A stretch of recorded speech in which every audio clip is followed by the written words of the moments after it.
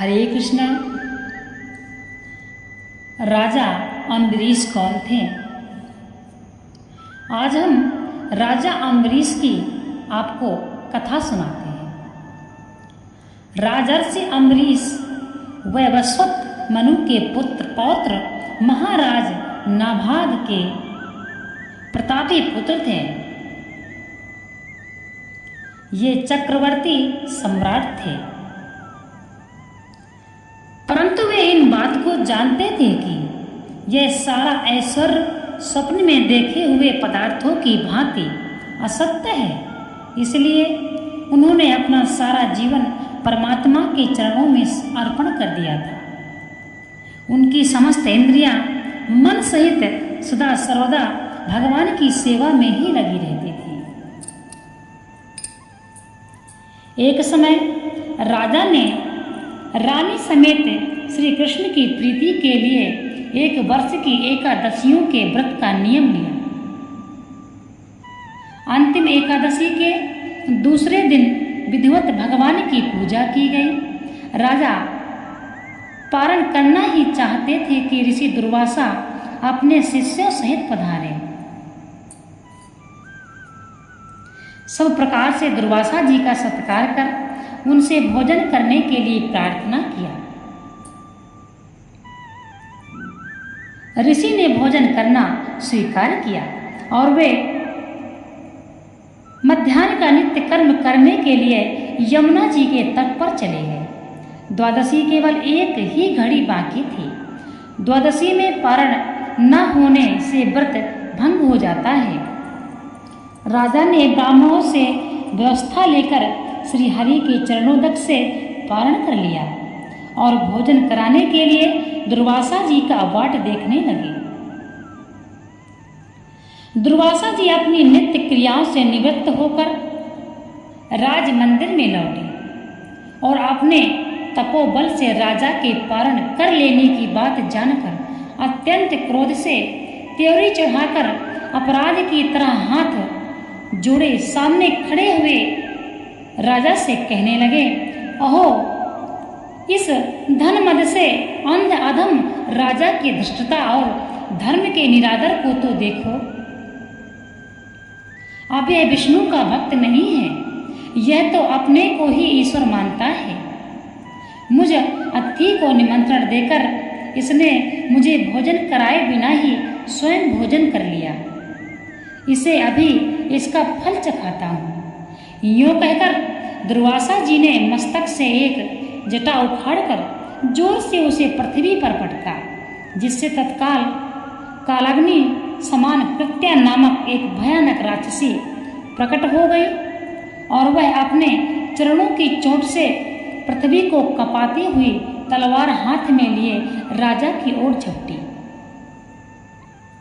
परंतु भगवान पर दृढ़ भरोसा रखने वाले अम्बरीश ज्यों का त्यों वहां खड़े रहे। वे ना पीछे हटे और न उन्हें किसी प्रकार का भय हुआ। जो समस्त संसार में परमात्मा को व्यापक समझता है, वह किससे क्यों डरे और कैसे डरे। कृत्या अम्बरीश तक पहुंच ही नहीं पाई थी कि भगवान के सुदर्शन चक्र ने कृत्या को उसी समय उसी क्षण ऐसे भस्म कर दिया जैसे प्रचंड दावानल कुपित सर्प को भस्म कर डालता है। अब सुदर्शन ऋषि दुर्वासा की खबर लेने के लिए उनके पीछे पीछे चला। अब सुदर्शन ऋषि दुर्वासा की खबर लेने के लिए उनके पीछे चला।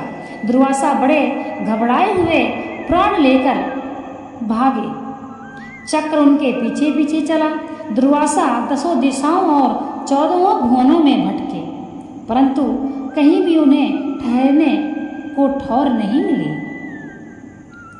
किसी ने भी उन्हें आश्रय और अभयदान नहीं दिया। अंत में बेचारे वैकुंठ में गए और भगवान श्री विष्णु के चरणों में पकड़कर गिड़गिड़ाते हुए बोले, हे प्रभु, मैंने आपके प्रभाव को न जानकर आपके भक्त का अपमान किया है। मुझे इस अपराध से छुड़ाइए। आपके नाम कीर्तन मात्र से ही नरक के जीव भी नरक के कष्टों से छूट जाते हैं। अतएव मेरा अपराध क्षमा कीजिए। भगवान ने कहा, हे ब्राह्मण, मैं भक्त के अधीन हूँ, स्वतंत्र नहीं हूँ। मुझे भक्तजन बड़े प्रिय हैं। मेरे हृदय पर उनका पूर्ण अधिकार है। जिन्होंने मुझको ही अपनी परम गति माना है, वह अपने परम भक्त सत्पुरुषों के सामने मैं अपने आत्मा और संपूर्ण श्री को भी कुछ नहीं समझता। जो भक्त स्त्री, पुत्र, घर, परिवार, धन, प्राण, इस लोक और परलोक सबको त्याग कर केवल मेरा ही आश्रय लिए रहते हैं, मैं उन्हें कैसे छोड़ सकता हूँ। जैसे पतिव्रता स्त्री अपने शुद्ध प्रेम से श्रेष्ठ पति को वश में कर लेती है, उसी प्रकार भक्तजन भी अपनी शुद्ध भक्ति से मुझे अपने वश में कर लेते हैं। काल पाकर नष्ट होने वाले स्वर्गादि लोगों की तो गिनती ही क्या है। मेरी सेवा करने पर उन्हें जो 4 प्रकार की मुक्ति मिलती है, उसे भी वे ग्रहण नहीं करते। मेरे प्रेम के सामने वे सब कुछ तुच्छ समझते हैं। अंत में भगवान ने कहा, तुम्हें अपनी रक्षा करनी हो तो हे ब्राह्मण, तुम्हारा कल्याण हो, तुम उसी महाभाग राजा अम्बरीश के समीप जाओ और उससे क्षमा मांगो, तभी तुमको शांति मिलेगी। भगवान की आज्ञा पाकर दुर्वासा लौटे चले। इधर भक्त शिरोमणि अम्बरीश की विचित्र अवस्था थी। जब से दुर्वासा जी के पीछे चक्र चला था, तभी से राजर्षि अम्बरीश ऋषि के संताप से संतप्त हो रहे थे। अम्बरीश जी ने मन में सोचा, ब्राह्मण भूखे गए हैं और मेरे ही कारण उन्हें मृत्यु भय त्रस्त होकर इतना दौड़ना पड़ रहा है। इस अवस्था में मुझे भोजन करने का क्या अधिकार है।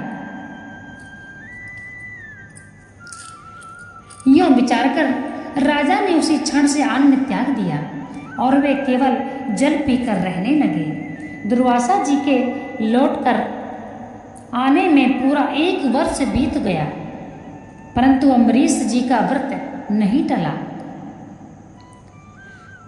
दुर्वासा जी ने आते ही राजा के चरण पकड़ लिए। राजा को बड़ा संकोच हुआ। उन्होंने बड़े विनय के साथ सुदर्शन की स्तुति करते हुए कहा, यदि मेरे मन में दुर्वासा जी के प्रति जरा भी द्वेष ना हो और सब प्राणियों की आत्मा श्री भगवान मुझ पर प्रसन्न हो, तो आप शांत हो जाएं और ऋषि को संकट से मुक्त करें। सुदर्शन शांत हो गया। दुर्वासा जी भय रूप अग्नि से जल रहे थे।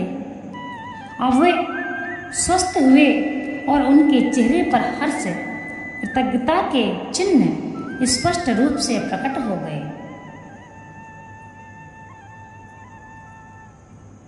इसे सुख रहित और क्षण भंगुर शरीर को पाकर तू मेरा ही भजन कर। इस कथन का क्या अभिप्राय है? मनुष्य देह बहुत ही दुर्लभ है। यह बड़े पुण्य बल से और खास करके भगवान की कृपा से मिलता है। केवल भक्ति भगवत प्राप्ति के लिए ही इस शरीर को पाकर जो भगवत प्राप्ति के लिए साधन करता है, उसी का मनुष्य जीवन सफल होता है। जो इसमें सुख खोजता है, वह तो असली लाभ से वंचित ही रह जाता है, क्योंकि यह सर्वथा सुख रहित है। इसमें कहीं सुख का लेश भी नहीं है। जिन विषय भोगों के संबंध को मनुष्य सुख रूप समझता है, वह बार बार जन्म मृत्यु के चक्कर में डालने वाला होने के कारण दुख रूप ही है। अतएव इसको सुख रूप ना समझकर यह जिस उद्देश्य की सिद्धि के लिए मिला है, उस उद्देश्य को शीघ्र से शीघ्र प्राप्त कर लेना चाहिए।